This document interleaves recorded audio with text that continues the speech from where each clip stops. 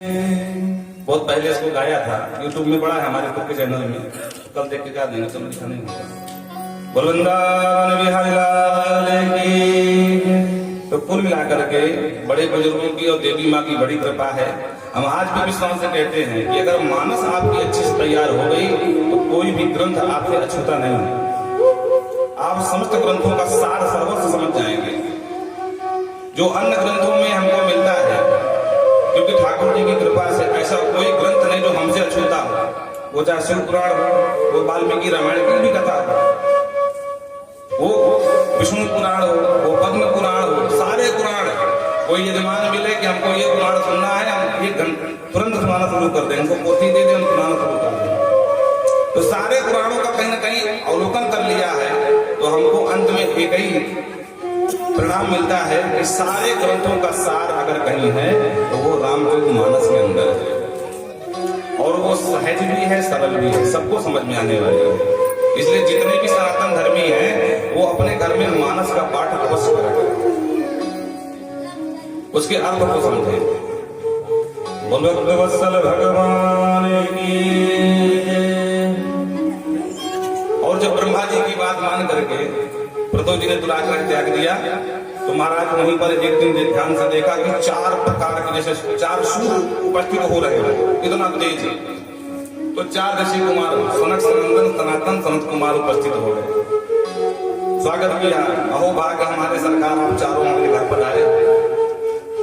अब आप जैसे विरक्त संतों से कुशल क्षेम पूछना मूर्खता है, प्रतो जी कहते हैं, क्योंकि संतों के यहाँ अकुशलता होती ही नहीं है। ये तो गृहस्थों का ये द्वंद है, रोग है कि आज सुखी है, कल का दुखी हो जाए। क्यों दुखी हो? बोले बच्चा बीमार है। तो बाबा जी कौन सा बच्चा? तो बच्चे के चक्कर में बीमार है, तो रोएंगे। तो प्रभु जी कहते हैं कि आप जैसे विरक्त संतों से कुशल क्षेम पूछना मूर्खता है, लेकिन कुछ कल्याण की बात हमको बता दीजिए, जीव का कल्याण कैसे हो। और यही प्रश्न संतों से पूछना चाहिए। ये मत पूछो कि बहू की बेटा नहीं हो रहा, कुछ करो। बोलो राधे राधे। कल्याण का मार्ग प्रशस्त करने के लिए संतों से प्रश्न करना चाहिए। चारों प्रसन्न हो गए, चारों भैया बोले वाह, आपको मानना पड़ेगा भाई, आप साक्षात धर्म के अवतार। बड़ा सुंदर उपदेश दिया।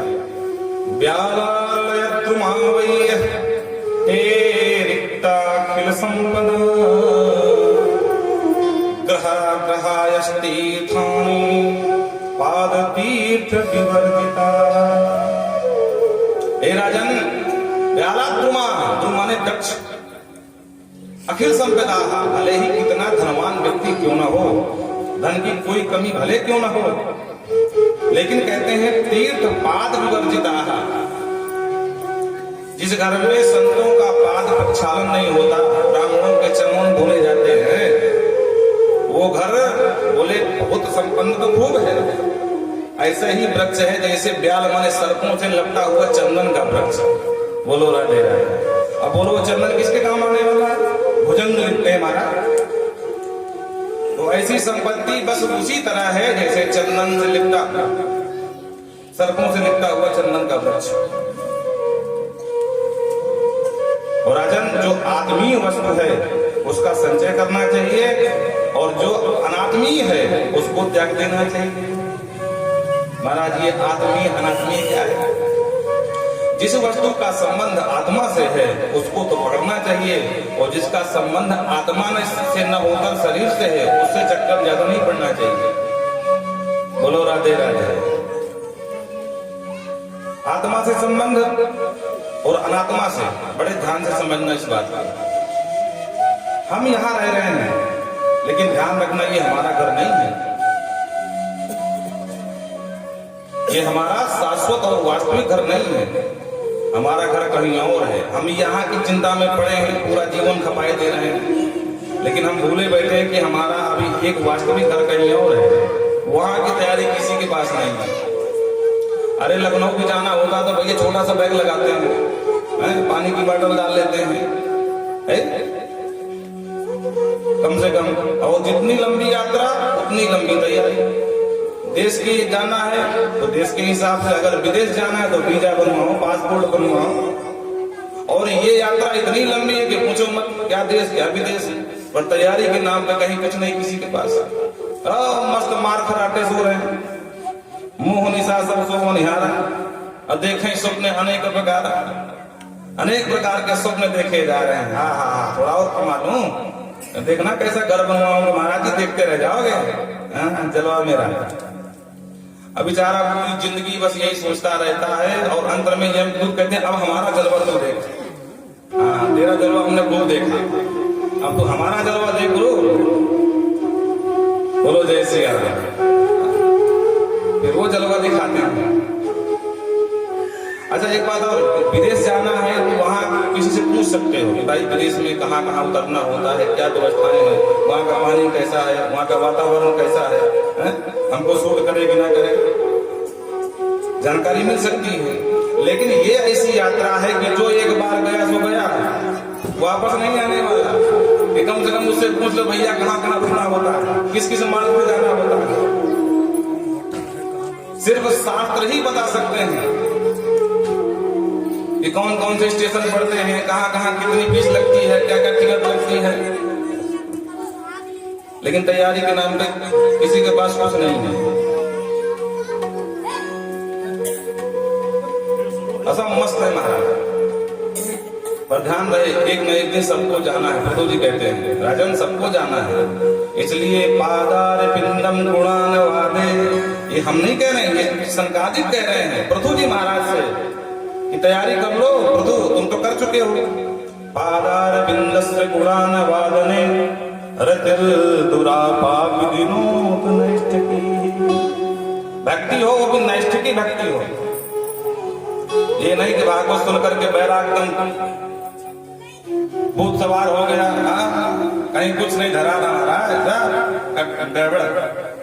आवाज से भगवान का भजन ही तो करना है।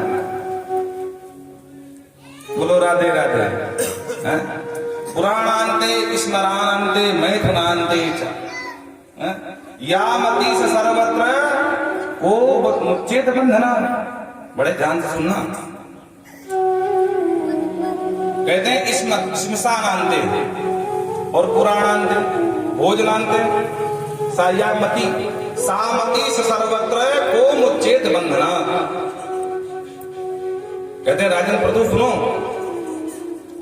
जब हम शमशान भूमि जाते हैं, शमशान भूमि में सबका अनुभव है, सब लोग जाते हैं। बोलो जय श्री राम। एक दो बार हम भी गए।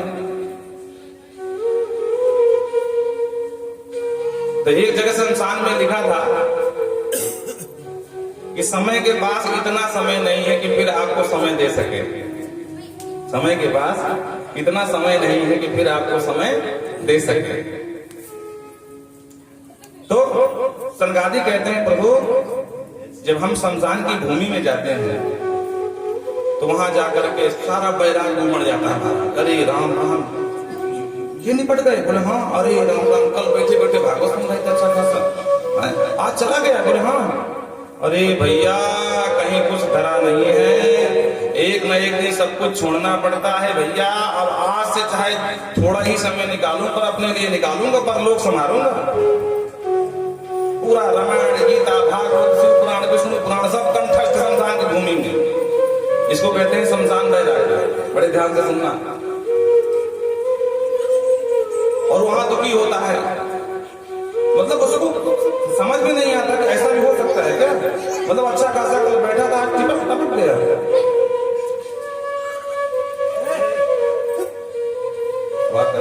बच्चे हमारे पीछे पड़े हुए, बेटा जाओ घर में, जाओ क्या कर रहे हो यार, जाओ घर में भोजन करो जाकर। तो जैसे ही घर आया तो तुरंत पानी मांगा।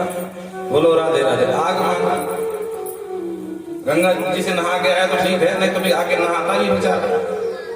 और उसके बाद भयंकर भूख लगी होती, जल्दी भोजन मांगता है। फिर बैराग कहाँ चला गया? शमशान का बैराग शमशान में उतर जाता है। अब फिर वही ग्रह कार्य जल जाता है, नमक तेल लकड़ी में ही फिर फंस जाता है। तो कहते हैं शमशानांते पुराणांते, पुराण सुन रहे हैं। अब देखो सबके अंदर बैराग उच्च शिखर पर है ना, सब बैराग के बाबा बने बैठे हैं। और जहां भागवत समाप्त तो महाराज जी की कथा, महाराज जी के कपारे। बोलो राधे राधे। फिर वही नून तेल लकड़े फिर फंस गए। स्मशानांते पुराणांते भोजनांते। अब भयंकर भूख लगी है, घर में आए तो देखा घर वाली झाड़ू पोछा कर रही है, चूल्हे में आग भी नहीं है। तो क्रोध सातवें आसमान पे, यहाँ मर मर के हम कमा रहे हैं, बताओ पेट की रोटी भी ना मिले, अभी तक भोजन नहीं बनाया, जल्दी बना भोजन। अब वो बेचारी कांप गई, जल्दी जल्दी अपना जो भी पाया फटाफट खाया, और आधी कच्ची आधी पकी दाल, अब फटाफट 4 फूल के दिया, तो जल्दी जल्दी 4-5 दबाए, और दबाने के बाद प्रेम से चिपड़ के घी लगा करके ला रहे, और खाओ ना। अरे नहीं नहीं नहीं, आप कहाँ से खाए, खा रहे क्या, कोई जानवर है क्या, इंसान तो है, अरे 4 रोटी बहुत है, तो और खाओ भाई, अभी तो भूख के बगैर पागल हो रहे रोटी के बगैर, अब क्यों मना कर रहे हो। पहले मरने और मारने को उतारू था जब भोजन नहीं मिल रहा था, और थोड़ी तृप्ति हुई तो भीगी बिल्ली बन गया, अरे देवी जी मार डालेगी क्या, बस कर। जो भोजन के पीछे आप पागल बन गए थे, क्रोध कर रहे थे, मरने और मारने पर उतारू थे, वही भोजन तो है, और खा ले भाई। पर अब क्या हुआ, उनको व्रती हो गई, जब तृप्ति हो गई तो व्रती हो गई, तो भोजन से अब वैराग्य हो गया, अब भोजन से वैराग्य हो गया, अब हमको नहीं चाहिए। और जहां फिर भूख लगी तो फिर भोजन के पीछे भागा, और जहां फिर एक बार तृप्ति हुई तो फिर वैसे ही हो गया। बोलो राधे राधे। तो सुखदेव बाबा कहते हैं, सनकादिक कहते हैं, प्रभु जी भोजनांते पुराणांते श्मशानांते सयामती सामती सर्वत्र को मुक्तित बंधन। फिर किसके पास कौन बंधन, सब मुक्त हो जाएंगे।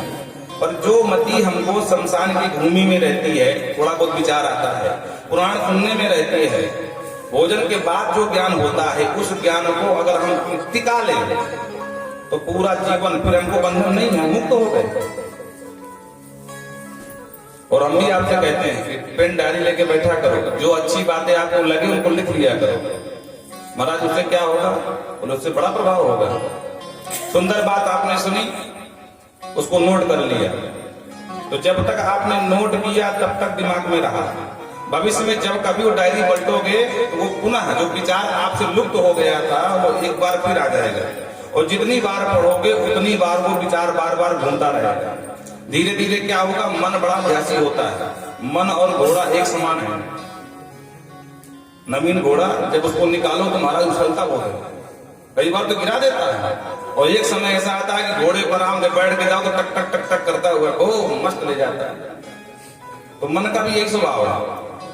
तो जितनी बार उस विचार को पढ़ोगे उतनी बार ये बार बार अभ्यासी होगा, और एक दिन अच्छे विचार सद्गुण आपके मन में घर कर जाएंगे। और जब घर कर जाएंगे तो दुनिया के जो पंचायत है जो टूटती है कुआं में बैठ करके, ये तोड़ना नहीं पड़ेगा महाराज। बोलो राधे राधे। हाँ, अच्छे अच्छे विचारों को अनुभव करना चाहिए। महाराज बुरे विचार आए तो क्या करें, बोले जब बुरे विचार आए तो अच्छे विचार तुरंत मन में लाओ, और अच्छे विचारों से बुरे विचारों को ढक दो। समाज में जब गंदगी होगी हम लोग क्या करते थे पहले, या धूल डाल देते थे या राख डाल देते थे, यही तो करते हैं ना, मिट्टी डाल करके कुछ, बस वही करना है। जब आपके मन में कोई गंदगी आने लगे तो तुरंत ऐसी सुंदर सात्विक मिट्टी उठा लो, वाह महाराज जी का भजन पढ़ा, अद्भुत रहा भाई, आनंद आ गया। क्या हुआ, वो ढक गई। वो जो विचार आपका बुरा आया था वो ढक गया सब विचारों से। तो ऐसे करते करते एक दिन आप जीते जीवन मुक्ति पा जाओगे। कहीं आपको हिमालय की गिर गुफाओं में या कैलाश में जाकर के या कामतानाथ में जाकर के या हरिद्वार में जाने की आवश्यकता नहीं है, घर बैठे संत बन जाओगे। बस अभ्यास करना है। अभ्यास ही तो कौन के भगवान की कृष्ण गीता में कहते हैं, अभ्यास करो वैराग्य कर, और एक दिन अभ्यास इतना पुष्ट हो जाएगा कि कोई कितनी विपरीत दिशा की हवा चले पर हमें कोई उड़ाने वाला नहीं है, हमें कोई हिलाने वाला नहीं है। एक छोटा सा वृक्ष धीरे धीरे अपने आप अपनी जड़ें इतना मजबूत कर लेता है महाराज, ये बड़े से बड़े तूफान में टकरा के निकल जाते हैं, जल्दी उखड़ नहीं पाते हैं। तो अपनी जड़ों को इतना मजबूत कर लो, अपने सद्विचारों को इतना मजबूत कर लो बरगद की तरह। आज देखो जाकर के शुक्रवार में बरगद आज भी खड़ा है, जिस बरगद के नीचे महाराज परीक्षित ने कथा सुनी थी। 5000 वर्ष के ऊपर हो गए और आज भी वो वृक्ष, वो बरगद अपनी जड़ें मजबूत किए हुए खड़ा है। और एक बरगद के कम से कम 1000 बरगद तैयार हो गए। अब किसकी हिम्मत, किस तूफान की साहस की उड़ा के दिखा दे बरगद को। तो अपनी जड़ों को, अपनी साधना को, अपनी भक्ति को इतना मजबूत कर लो कि कोई भी नास्तिक, कोई भी कुतर्की आपकी जड़ों को हिला ना सके महाराज। बोलो राधे राधे। बस अभ्यास करना है। सुंदर उपदेश दिया महाराज। प्रभु धन्य हो गए, वाह प्रभु, मैं धन्य हुआ आपके उपदेश से। और मैं आपको कुछ देना चाहता हूं इसके बदले, जो उपदेश आपने दिया। चारों ने कहा, वाह राजन, हमारे उपदेश का क्या मोल करोगे तुम? अरे आत्म कल्याण का उपदेश दिए, इसका क्या मोल करोगे बताओ? 1 लाख, 2 लाख, 3 लाख, 4 लाख, क्या करोगे?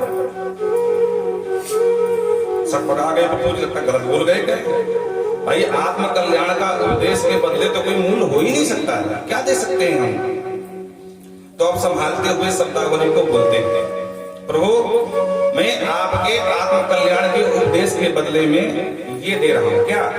प्राणादारसता ब्राह्मण ग्रहाच परीक्षदा राज्यं बलं महीकोश इति सर्वं निवेदयेत्। सरकार, मैं इसके बदले में मैं अपने प्राण भी आपको न्यौछावर कर रहा हूं। आकलन करिए, उपदेश के बदले में क्या दिया जा रहा है। दारा, अपनी पत्नी भी दिया है आपको। सुता, ब्राह्मण ग्रहाच से परीक्षदाः, अपना जितना परिकर पूर्वजन प्रजा सब आपको दे रहा है।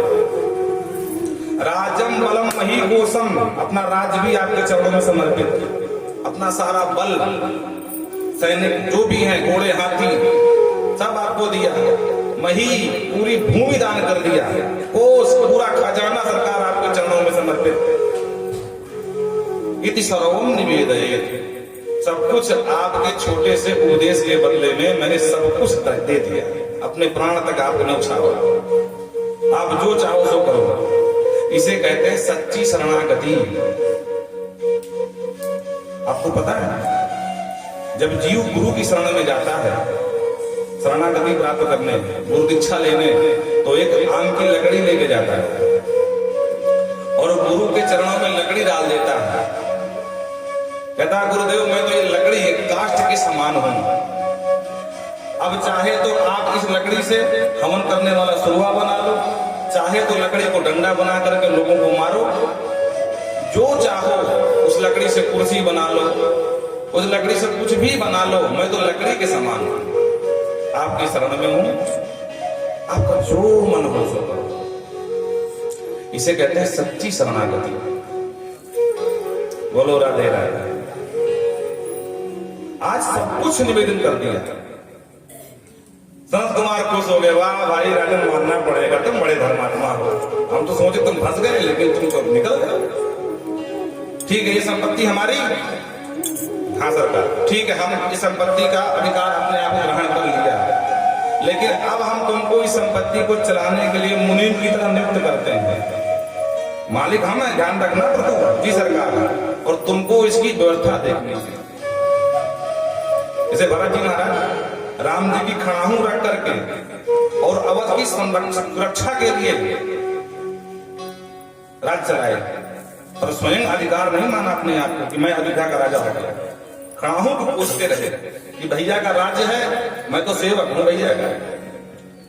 इससे क्या हुआ? इससे जो अंदर का अभिमान है कि मैं इतना बड़ा आदमी हूं, वो मर गया। प्रभु जी के अंदर का अभिमान चला गया, क्योंकि अब इस मालिक तो हमारे संकादिक हैं, हम तो भाई उनके सेवा कर। जैसे भट्टे का मुनीम होता है, मुनीम रहता भट्ठे में, पूरी देख रेख करता है, पर भट्ठे को अपना नहीं मानता है। नफा नुकसान जो भी होगा वो मालिक का होता है, मुनीम को नहीं होता। उसका तो महीना बना हुआ है, अब मालिक को फायदा हो या घाटा उसे कोई मतलब नहीं है, उसका महीना बना है। उसी तरह हम अगर अपनी संपत्ति के मालिक ठाकुर जी को बना दें तो हमें कोई घाटा होने वाला नहीं। हमारा तो मंत्री बना हुआ है, सरकार कहीं ना कहीं से देंगे ही देंगे। नमो ब्रह्मण्ड देवाय गो ब्राह्मणिताय च जगद्धिताय कृष्णाय गोविंदाय। भगवान ब्रह्मण्ड देव है और हमने तो अनुभव करके देखा, सब देते हैं पर विश्वास रखो, उन पर श्रद्धा रखो, उन पर धारणा रखो। जब जब आपका विश्वास पुष्ट होगा तभी आपकी भक्ति फलीभूत होगी।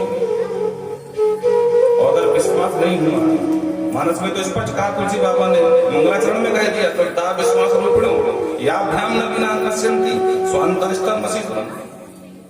इसके बिना तो सिद्ध हो ही नहीं सकता है। या भ्याम बिना न पश्यन्ति, तो श्रद्धा आपको रखनी पड़ेगी और विश्वास भी रखना पड़ेगा। श्रद्धा नहीं होगी तो आप आओगे नहीं।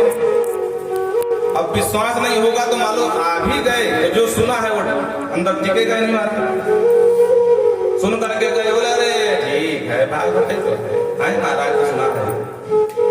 तो श्रद्धा भी जरूरी है और विश्वास भी जरूरी है।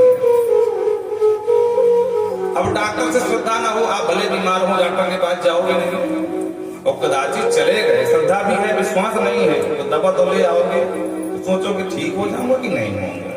भाई मुझे इस डॉक्टर पर विश्वास नहीं है, भले ही वो कितनी अच्छी दवा लगा दिया हो, पर विश्वास नहीं है तो दवा तो ले आए पर खाओगे नहीं, और जब खाओगे नहीं तो ठीक होने वाले नहीं हो। इसलिए श्रद्धा भी रखो और विश्वास भी रखो। और समझो, बालक जब पढ़ता है विद्यालय में तो अगर अपने गुरु के ऊपर विश्वास न हो तो कभी भी आगे बढ़ ही नहीं सकता। जो पढ़ाएगा गुरु बोले तो कभी तो ज्ञान ही नहीं होगा। कामाने कबूतर पढ़ाया जाता है शुरुआती दौर में का बोध कराने के लिए। आप कहते नहीं कामाने कबूतर हम नहीं मानते हैं, कामाने तो कमल भी होता है। बोलो राधे राधे। तो बात तेरी सही है भाई, पर ये पढ़ाने की पद्धति है। कामाने कबूतर से ही बोध कराया जाता है, कमल नहीं बनाया जाता है। कामाने को तो कोरोना नहीं होता है, तो क्या कोरोना पढ़ा दे? बोलो राधे राधे। अब कोरोना ने जो तांडव मचाया भैया, लेकिन ठाकुर जी की बड़ी विशेष कृपा रही। ये दोनों आचार्य बैठे हैं, हम एक दिन घर में नहीं बैठे और बराबर बोलते रहे इसी तरह। बड़े इस तरह से ना सही, छोटे स्तर से सही। जब हम पहुंचते थे तो लोग हमारा पहले तो गंगा जल स्वागत होता था, अब वो क्या बोलते सैनिटाइजर, उससे स्वागत लोग करते थे हमारा। हमें खूब हंसी आती थी। एक दिन न मास्क लगाया न कहीं कुछ, और ठाकुर जी के भरोसे रहे। ठाकुर जी ने खूब कृपा करी, कहीं कुछ नहीं हुआ। और बीच में हमको हो गई थोड़ी सी जुकाम खांसी, तो घर वालों को सुनो महाराज, हाँ अरे हमने कहीं कुछ नहीं बोले, मान लो वही है। अरे हमने कहा कहीं कुछ नहीं है, परेशान मत हो। खैर बाद में ठीक भी हो गई, लेकिन वाकई में उस समय का जो वारिस बहुत ही भयावह था, खतरनाक था। हम भी मानते इस बात को, पर हम बैठ नहीं पाए घर में चुप करके, इतना काम था। बोलो राधे राधे। सुंदर उपदेश दिया। बोलो वृंदावन बिहारी लाल की। और इन्हीं के पवित्र वंश में आगे चल के महाराज प्राचीन बरही हुए, बड़े अच्छे कर्मकांडी थे।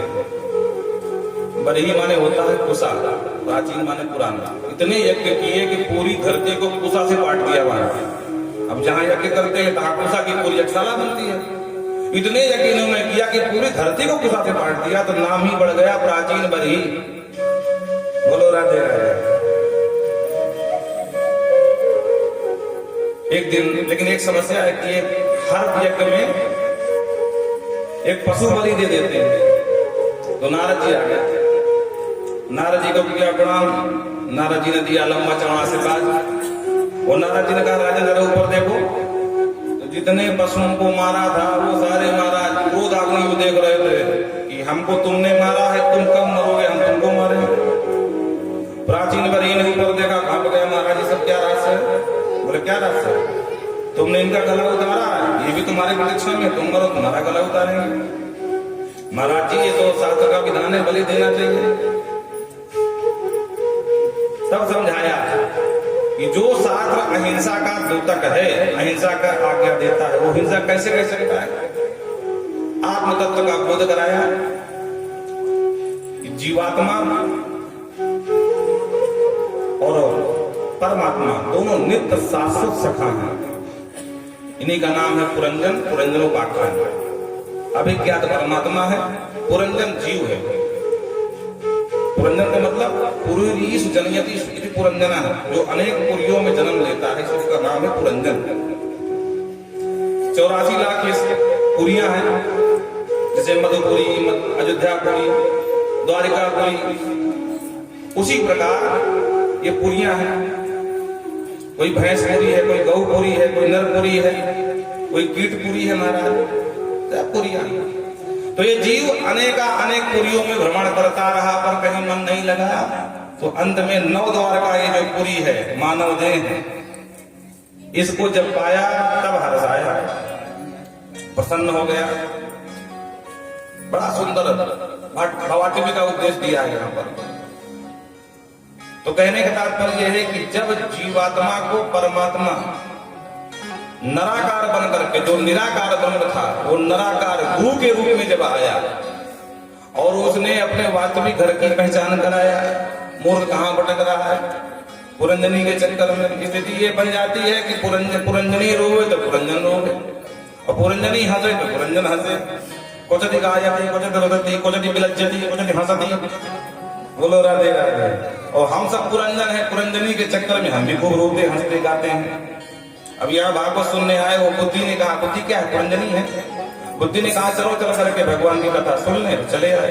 बुद्धि ने कहा अरे छोड़ो, ये जो करा रहे हैं ना नीरज जी, ये किसी के यहाँ जाते हैं क्या? हम नहीं जाएंगे।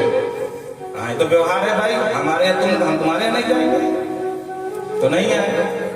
फिर बुद्धि ने कहा नहीं भाई, भगवान की कथा है, इसमें कोई बुलाना कोई बात ही नहीं है, वैसे भी जाना चाहिए, तो चले आए। बुद्धि ने कहा पूरी कथा सुननी है, तो पूरी कथा सुन लिया। बुद्धि ने कहा नहीं नहीं, 10 मिनट व्यवहार पूरा हो गया, चलो, उड़ के चले गए। तो जैसे पुरंजनी रोते हैं, वैसे हम भी पुरंजनी रोते हैं। बोलो राधे राधे। लेकिन जब जरा देवी का आक्रमण होता है और साथ में कालखंड, 360 गोरी गंधर्व, 360 गोरी गंधर्वी, 360 क्या है? ये काल चक्र है, 360 दिन का व्रत होता है। और जब इनका आक्रमण होता है तो महाराज किसी को कानो कान खबर नहीं होती है। जो हमारे 10 सैनिक हैं, 5 ज्ञानेंद्रिया, 5 कर्मेंद्रिया और 11वां एक मन, ये धीरे धीरे सब धराशायी हो जाते हैं, सब मारे जाते हैं। क्या हुआ? बोले कान से सुनाई कम पड़ने लगा, मतलब एक सैनिक घायल हो गए। आंख से दिखाई कम पड़ने लगा, मतलब ये भी सैनिक हमारा धीरे धीरे गया। घुटने में दर्द, मतलब ये भी सैनिक गया। और अंत में मणि राम को पकड़ लिया जाता है काल के द्वारा। जरा देवी पूरा आक्रमण ताकत लगाकर आक्रमण कर दी महाराज, और देखते देखते पुरंजन को कालदंड में बांध लेते हैं और लेके चले जाते हैं। पर गुरु अगर चाहे तो इस पुरंजन को बचा सकता है। गुरु ब्रह्मा गुरु विष्णु गुरुदेवो महेश्वरः, गुरु साक्षात परम ब्रह्म तस्मै श्री गुरुवे नमः। और ध्यान रखना, गुरु जी शिव समान तो हैं, पर शिव से बड़े नहीं हैं। गुरु ब्रह्मा के समान मानो, पर गुरु जी को ब्रह्मा ही मत मान लेना। बहुत लोग इसी भ्रम खा जाते हैं। गुरु ब्रह्मा है, ब्रह्मा के समान है, पर ब्रह्मा से बड़े नहीं है। क्यों ब्रह्मा के समान कहा? क्योंकि गुरु ही ब्रह्मा को जन्माते हैं। गुरु गोविंद दो खड़े और काके लाखों पाए, तो गुरु बलिहारी आपने जो जिन गोविंद दियो बताए। इसलिए गुरु जी की बलिहारी, उन्होंने गुरु जी ने गोविंद से परिचय करा दिया। और जो गुरु गोविंद को छोड़ करके खुद गोविंद बने, वो गुरु नहीं है, वो महाठग है। बोलो राधे राधे।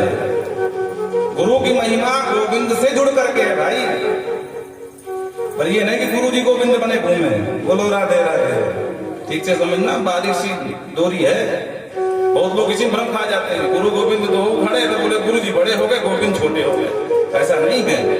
गुरु की बलिहारी इसलिए है कि उन्होंने गोविंद को मिलवा दिया, गोविंद का दर्शन करा दिया, ताकि गोविंद गुरु से बड़े रहे। अगर गुरु न होते तो गोविंद कैसे मिलते, इसलिए गुरु की महिमा है। बोलो राधे राधे। इत्थम पुरंजनम सम्मद्रकवस्मनीयम विभ्रमई है। सुंदर उपदेश दिया। राजन, जब गुरु कृपा करते हैं तब जाकर के जीव का कल्याण होता है। वही गुरु जो निराकार थे नराकार बन जाते हैं, नर के आकार में गुरु रूप में आते हैं।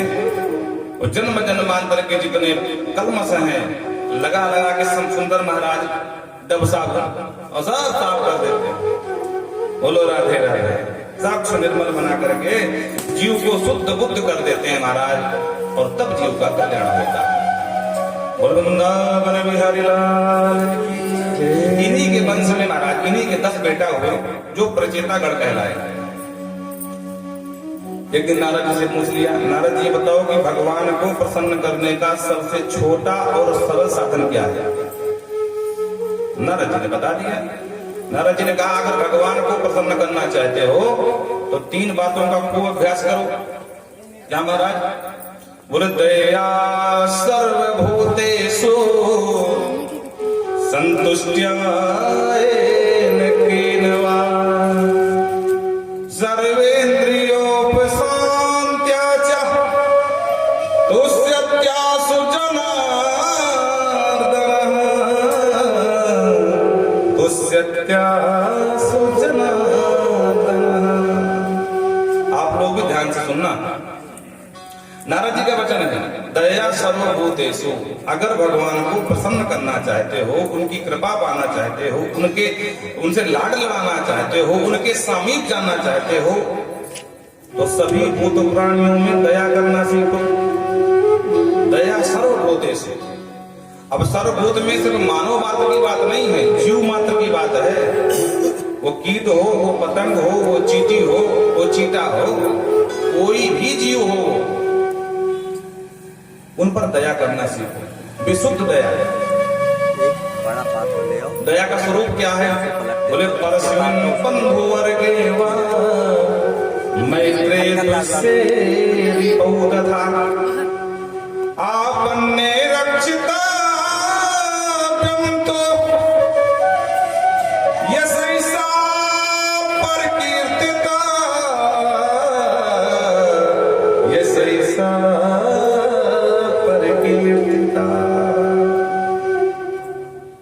परस्मिन् बन्धुवर्गे वा। अपना हो, पराया हो, मित्र हो या शत्रु ही क्यों ना हो, लेकिन संकट में है तो आप उसकी रक्षा करिए। हम लोग क्या करते हैं? सड़क में जा रहे हैं, 4 पहिए महाराज लखनऊ से आ रहे हैं, और रास्ते में देखा कोई बाइक वाला बेचारा कहीं घायल पड़ा है, तड़प रहा है, मदद की गुहार लगा रहा है। लेकिन आजकल का अत्याधुनिक जमाना, लोग पहले वीडियो बनाते हैं महाराज।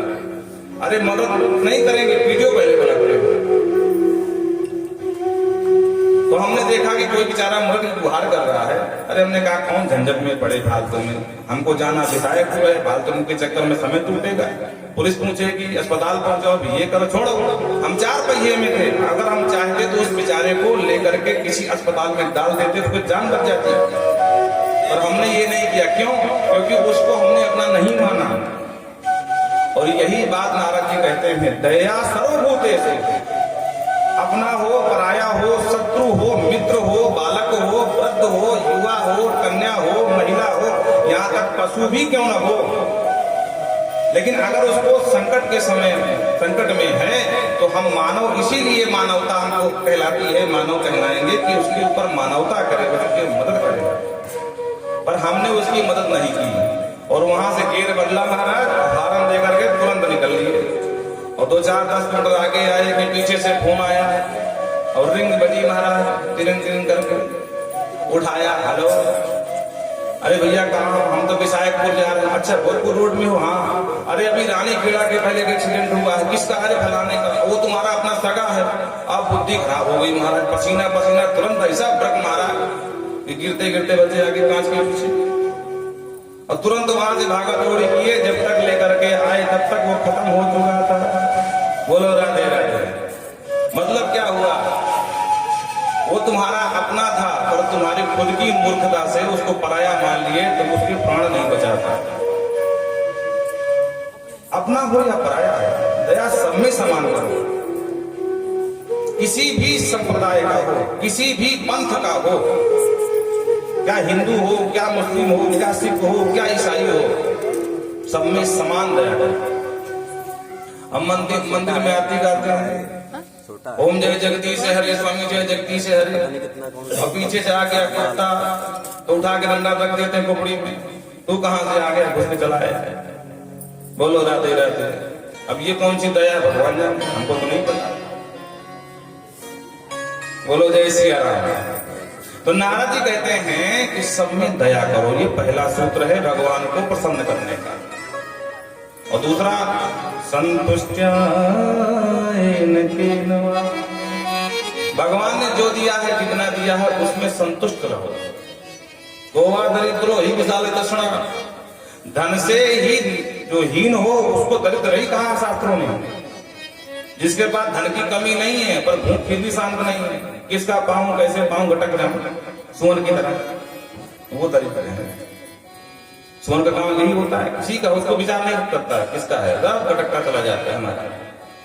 तो जिसकी दृष्टि में है बस आना चाहिए, धन आना चाहिए, उससे हमसे मतलब नहीं है कि मंदिर का दान है, कि ब्राह्मण जी का है, कि कन्या का है, कि गौ का है, कि दीनहीन का है, बस आना चाहिए, पेट भरना चाहिए। किन किन प्रकार है तो भैया पेट तो सुअर भी भरता, तुमसे ज्यादा अच्छा भर लेता होगा।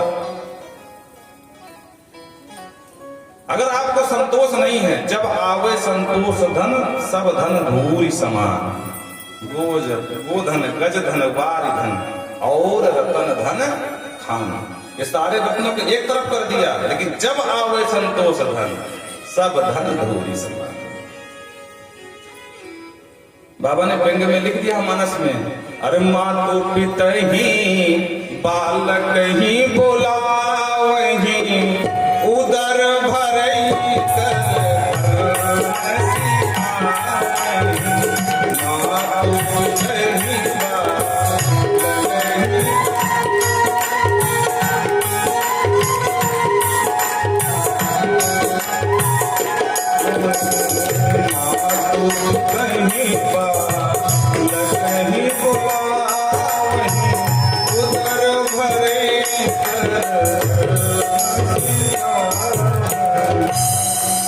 बाबा ने व्यंग में लिखा है। बोलो राधे राधे। व्यंग किया आजकल के लोगों के ऊपर, कलयुग के माता पिता कैसे होंगे, उनसे ना तो संस्कार से मतलब होगा न धर्म से मतलब होगा, बस एक ही लक्ष्य होगा, एन प्रकार पैसा लाओ, चाहे गला काट के लाओ, चाहे सुहा सुहा करके लाओ, बस पैसे लाओ। बोलो राधे राधे। हाँ, भगवान ने जितना दिया है, जो दिया है उसमें संतोष रखो। विचार करो, भगवान ने तुमको नहीं कुछ दिया है, धन नहीं दिया है, तो कम से कम सुंदर स्वस्थ शरीर तो दिया है। संसार में कितने ऐसे लोग हैं जिनके आंखें तो हैं पर देख नहीं सकते महाराज। आप अपनी गणना करो, अपनी ऊंचाई का अनुभव करो कि आप उन करोड़ों लोगों से कितना ऊंचे हो, कम से कम आप ठीक से देख तो सकते हो। कितने ऐसे हैं जिनके पैर तो हैं पर काम नहीं करते, घिसट घिसट के चलते हैं महाराज। तो आप उनसे तो लाखों ऊंचे हो, कम से कम दौड़ तो सकते हो, घिसटने का काम तो नहीं है। कितने अच्छे हैं, धन की कमी नहीं है, पर महाराज ऊपर टांग खा नहीं सकते हैं। आपको जो मना सो खाओ, चना चबाओ, घी पी जाओ, सब हजम, खूब आराम से मिठाई खाओ। आज मनसा देवी में आज कोई मान्यता होती है वर्ष में एक बार, हाँ क्या लड्डू लड्डू लड्डू जो भी है, दशहरा, अच्छा ठीक है, जो भी सब माता सब एक समान है। बोलो बोल देवी मैया की। हाँ, अब इसको बेचारे को शुगर है, वो कहां से मीठा खा सकता है? आप तो दबा खा रहे हो कि नहीं खा रहे हो? तो कम से कम उससे तो अच्छे ही हो। हाँ, जब हम अपने से छोटों को देखते हैं भैया, तब अपनी ऊंचाई का पता लगता है कि हम कितने ऊंचे हैं। इसलिए भगवान ने जो दिया है, जितना दिया उसमें संतुष्ट रहो। यही भगवान को प्रसन्न करने का दूसरा सूत्र है। बोलो राधे राधे। एक भाई साहब थे तो उनके पैर बहुत बड़े थे महाराज, 11 नंबर का वो लगे चरण पादुका, जूता चप्पल जो भी है 11 नंबर। अच्छा, इस समय तो कंपनी बनाने लगी है, लेकिन उस समय सब ये व्यवस्था नहीं थी। तो बेचारा वो ऑर्डर दे करके वो बनवाता था। वो कहीं किसी निमंत्रण में गया होगा तो किसी कारणवश एक जो है एक पैर का गायब हो गया। अब वो परेशान है कि अब क्या करूं। तो किसी ने कहा बगल में 5 होटल लखनऊ है, लखनऊ शहर तो मिल ही जाएंगे, चिंता क्यों करता है, चल मेरे साथ। तो बिना चरण पादुकाओं के और पैदल पैदल चला वहां से महाराज। मई जून का महीना, बोलो राधे राधे। तो जब चला मई जून में जल्दी से भगवान सूरज निकल आते हैं, तो एक पैर में चप्पल, एक में नहीं, तो एक पैर पूरा जला जाए। खैर किसी तरह बेचारा आया। तब तक दुकानें कुछ खुली थी, कुछ नहीं खुली थी। तो जिस दुकान में जावे और अपनी नाप दिखावे तो लोग हाथ जोड़ ले, महाराज इस नंबर के कंप्लेन नहीं आई है, बना करके भेजे, हमारे पास तो नहीं है। अब महाराज खोजता खोजता सुबह से दोपहर हो गई, पर किसी भी दुकान में उसके नाम की चप्पल नहीं मिले। एक दुकान से बड़बड़ाता हुआ निकल रहा था कि भगवान जाने मैंने भगवान का क्या बिगाड़ा है, कम से कम अरे पैर दिया तो नाप के देना, चप्पल मिल सके। अब इतने पैर देने का क्या मतलब है। तो जैसे बड़बड़ा करके आगे बढ़ा तो सामने से महाराज एक विकलांग व्यक्ति, और जो लकड़ी की जो गाड़ियां होती, छोटे पहिया लगे होते हैं, तो घिसटता हुआ सामने से जा रहा था। और ये बड़बड़ा रहा था तेरी मान, और सामने से वो जा रहा था। बड़बड़ाते हुए जो दृष्टि पड़ी वो विकलांग के ऊपर, तो उसने कहा ये भगवान मुझसे गलती हो गई, कम से कम तूने इस लायक तो नहीं बनाया है कि घिसटना पड़े, तो इससे तो ऊंचाई बना दिया। बोलो राधे राधे।